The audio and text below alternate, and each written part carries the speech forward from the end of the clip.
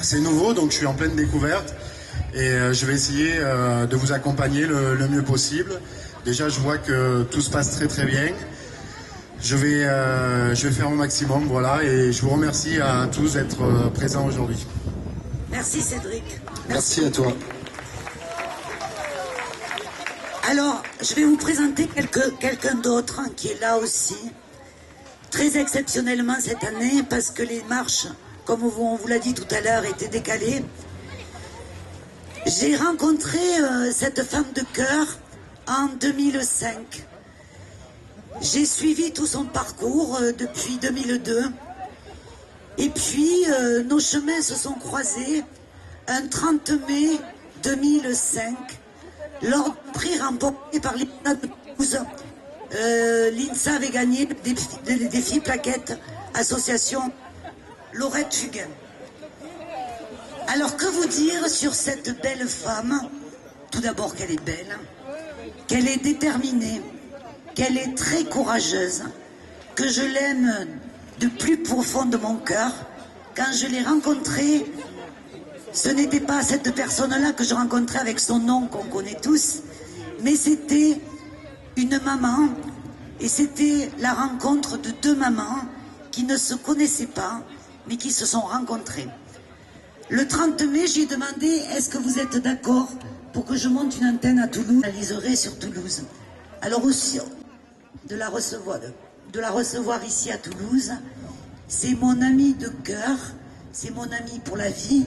Je vous demande d'applaudir Madame Stéphanie Fugain, présidente de l'association Laurette Fugain.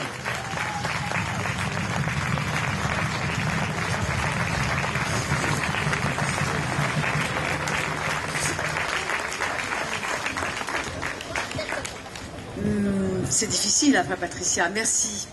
Merci beaucoup, merci à vous. Alors je suis très émue parce que comme le disait Patricia, c'est une première pour moi de venir vous rejoindre à Toulouse, non pas de venir à Toulouse parce que je connaissais déjà votre belle ville, mais d'être aujourd'hui sur la marche que je n'ai pas organisée, qui est organisée par cette belle équipe de Toulouse, dont Patricia, par cette belle maman aussi. Et c'est vrai que la rencontre qu'on peut faire, les rencontres qu'on peut faire dans la vie sont souvent très fortes. Surtout quand elles sont ponctuées par une histoire aussi forte et aussi violente et aussi dramatique dans mon cas, mais aussi jolie pour d'autres personnes que j'ai eu la chance de croiser parmi vous, qui se sont battues, qui ont gagné.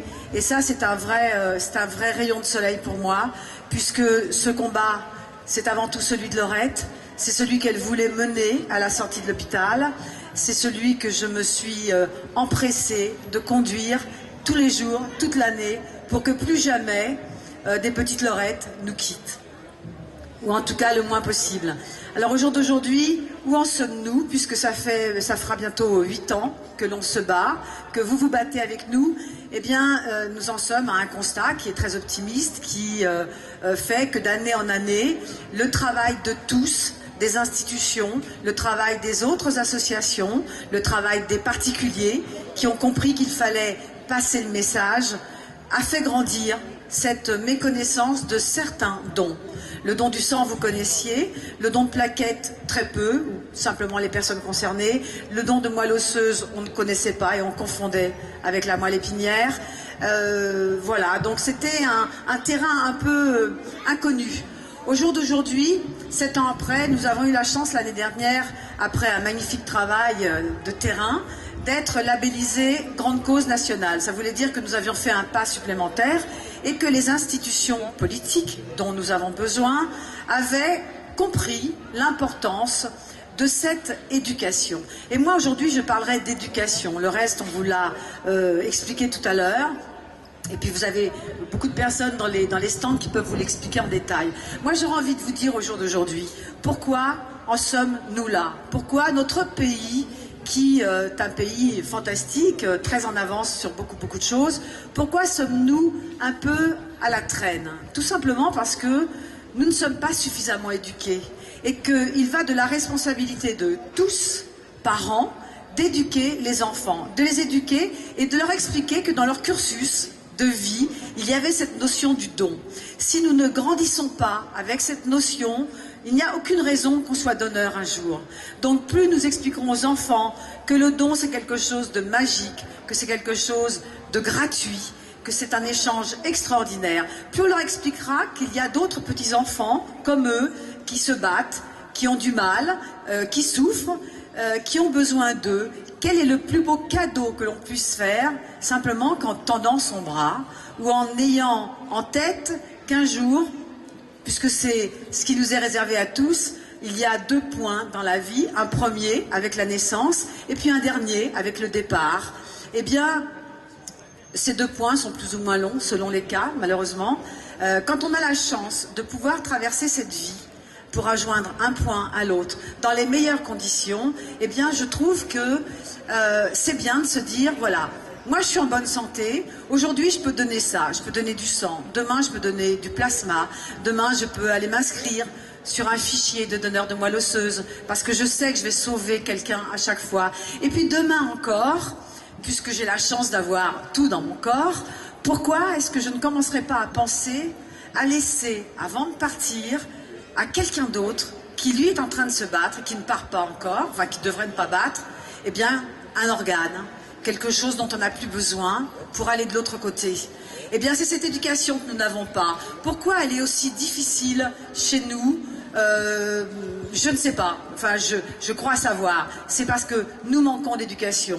Il va falloir un jour qu'on rende obligatoire tout ça, ce serait dommage puisque c'est simplement un partage. C'est de vous à moi, de vous à l'autre et c'est quand même le plus beau cadeau qu'on puisse faire à des malades. Et sachez que là, sur cette place, il y a des malades, je les ai vus tout à l'heure, il y a des malades qui se battent au jour d'aujourd'hui et que quand ils sont ici, avec nous, ils espèrent, ils vous voient et ils se disent, est-ce que eux, en partant, ils auront compris. Alors, que cette fête dure longtemps, que cette marche tout à l'heure soit un vrai symbole d'amour et qu'on n'arrête pas, ou que simplement le jour où on arrêtera, c'est qu'on saura que c'est passé dans l'éducation et que nous aurons gagné au moins ce pas-là.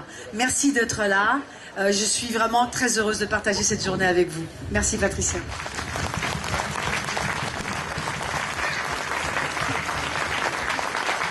Bravo, merci à vous Stéphanie Fugain d'être avec nous aussi aujourd'hui. Bravo pour ces belles paroles. Merci bien. J'espère que vous avez bien compris le message. En tout cas, nous, on l'a bien compris et on sera toujours avec vous, toujours à vos côtés. Et puis, justement, on compte sur vous dès à présent puisque nous allons partir et lancer la marche. C'est ça, Patricia? On peut y aller. Donc, on vous donne rendez-vous juste là, à côté des messieurs qui ont des beaux gilets jaunes. Et on va aller faire un petit tour, il fait beau, donc profitez-en. On en a pour 1h30 à peu près.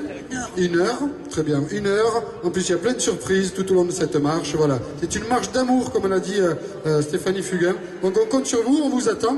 Et on se retrouve tout à l'heure, puisque la journée n'est pas terminée. Encore, il y aura pas mal de choses à voir ici sur scène. Donc merci encore d'être avec nous. Et puis, bien, on se donne rendez-vous dans quelques minutes pour le départ. Oui, c'est parti. Merci.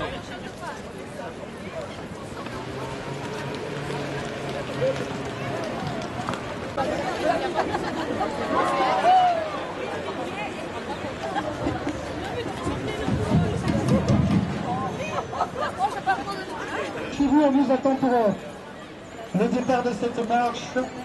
Voilà, c'est bien, on va être nombreux. Après ce beau monde est là, oui, apparemment. Est-ce qu'on peut y aller? Oui. Combat combo, il faut la musique, je ne sais pas qui c'est qui là-bas. Sam, est-ce que Sam m'entend? On va faire un petit décompte. Tous ensemble, 7, 4, 3, 2, 1, c'est parti!